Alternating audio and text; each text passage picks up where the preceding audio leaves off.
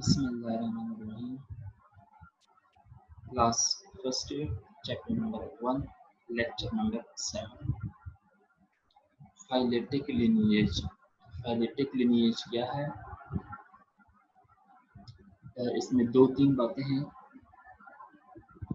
पहली बात यह है कि फाइलेटिक लिनिएज क्या है? It is a series of organism. ये जानदारों की एक चेन है, पहली बात। दूसरी बात, arranged in ancestor to descendant order. ये किस तरतीब से अरेंज हैं? इनकी तरतीब ये है कि पहले इनके इंसिस्टर आते हैं और बाद में उनके डिसेंडेंट आते हैं।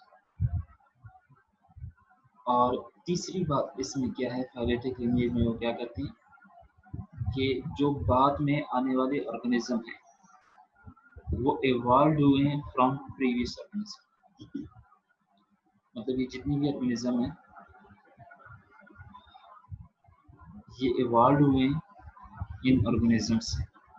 सो फाइलेटिक लिनिएज क्या है? अगर हम डेफिनेशन में देखें, अनब्रोकन सीरीज ऑफ स्पीशीज, जानदारों की एक chain, arranged in ancestor to descendant sequence, जिसमें इंसिस्टर पहले आते हैं और बाद में डिसेंडेंट आते हैं, with each later species having evolved from one that immediately precede it।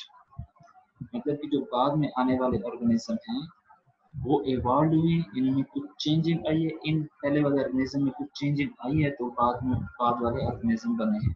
Evolution की बात हो रही है कि जैसे बीइंग अ मुस्लिम हमारा ये कॉन्सेप्ट है कि हमें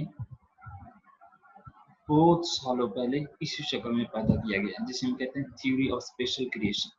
और एक है थ्योरी ऑफ चार्ल्स डार्विन। वो क्या कहते हैं कि जितनी भी ऑर्गेनिज्म है वो पहले ऑर्गेनिज्म से, फॉर एग्जाम्पल पहले दुनिया में क्या था, पहले सिर्फ और सिर्फ बैक्टीरिया मौजूद था और फिर उससे यूकैरियोटिक ऑर्गेनिज्म बने, फिर यूकैरियोटिक और एक सिंपल ऑर्गेनिज्म बने, फिर सिंपल मल्टीसेलुलर ऑर्गेनिज्म बने, यूनिसेलुलर, सिंपल, मल्टीसेलुलर, फिर कम्प्लेक्स मल्टीसेलुलर ऑर्गेनिज्म बन गया। अब कम्प्लेक्स, सबसे कम्प्लेक्स ऑर्गेनिज्म क्या है? Human beings. ये थ्योरी ऑफ एवोल्यूशन है। पहले हम डिफरेंस पढ़ चुके हैं थ्योरी और लॉ का, कि ये साइंसदान कहते हैं कि हमारे पास कुछ जो फॉसिल्स रिकॉर्ड है वो नहीं है। अगर तो फॉसिल्स रिकॉर्ड कंप्लीट हो जाए तो ये थ्योरी है उनकी, वो क्या बन जाएगा? लॉ बन जाएगा। लेकिन जो इनके पास फॉसिल्स रिकॉर्ड कंप्लीट नहीं है वो ऑर्गेनिज्म जो कि सॉफ्ट बॉडीज हैं उनका रिकॉर्ड इनके पास नहीं है, जिसकी वजह से ये थ्योरी है। अब कहते हैं कि कितने ऑर्गेनिज्म, एस्टिमेट कितना किया गया कि टोटल जो ऑर्गेनिज्म एस्टिमेटेड है वो 5 and 30 मिलियंस के दरमियान ऑर्गेनिज्म जो है वो मौजूद है। लेकिन स्टडीड कितने हैं जिनके बारे में इंफॉर्मेशन रखते हैं साइंटिस्ट, वो है 2.5 मिलियन।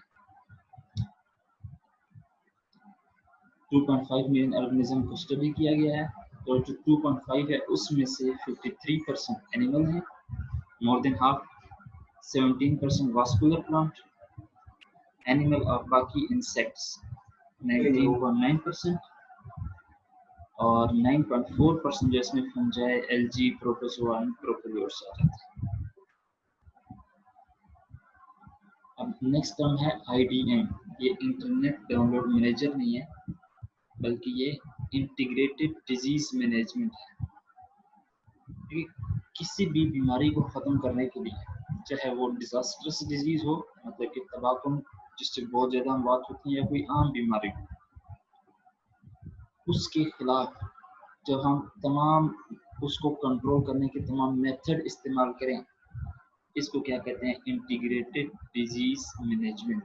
फॉर एग्जांपल एक बीमारी है, उसका प्रिवेंटिव मेजर भी है, वो भी हमने इस्तेमाल करनी है। इसके बाद उसका वैक्सीनेशन है, वैक्सीनेशन भी कर दी है, और बीमारी जो है वो हो गई है, उसके बाद हम उसको ट्रीटमेंट भी करते हैं। तो किसी भी बीमारी को ख़त्म करने के लिए उसको ख़त्म करने के तमाम मेथड जो हम इस्तेमाल करते हैं इसे क्या कहते हैं? Integrated disease management. नेक्स्ट है transgenic plant. Plants having foreign DNA incorporated into their cell। ऐसे पौधे जिनमें हम बाहर से कोई जीन इंसर्ट करते हैं। आपने GMO पढ़ा, जेनेटिकली मॉडिफाइड ऑर्गेनिज्म। कोई भी ऑर्गेनिज्म जिसमें हम बाहर से कोई जीन इंसर्ट कर दें, बाहर से कोई जीन डाल दें, उसे कहते हैं जेनेटिकली मॉडिफाइड ऑर्गेनिज्म। तो अगर वो प्लांट है तो ट्रांसजेनिक प्लांट, अगर तो वो एनिमल है तो transgenic animal, transgenic bacteria and so on. Next है क्लोनिंग। क्लोनिंग क्या है? Production of genetically identical copies of organism या सेल बाय एसेक्सुअल रिप्रोडक्शन। अगर हम एक ही तरह के बहुत सारे सेल बनाते हैं जो जेनेटिकली सेम हो, जिनके जीन जो है वो क्या है, सेम हो, एक जैसे हो, तो हम बहुत सारे सेल को हम क्या कहेंगे? क्लोन कहेंगे। और इस प्रोसेस को क्या कहेंगे? क्लोनिंग। चाहे वो अगर हम बहुत सारे एक जैसे ऑर्गेनिज्म बनाएं और उनके जीन जो है सबके क्या है? सेम है, तो वो क्या है? क्लोन है।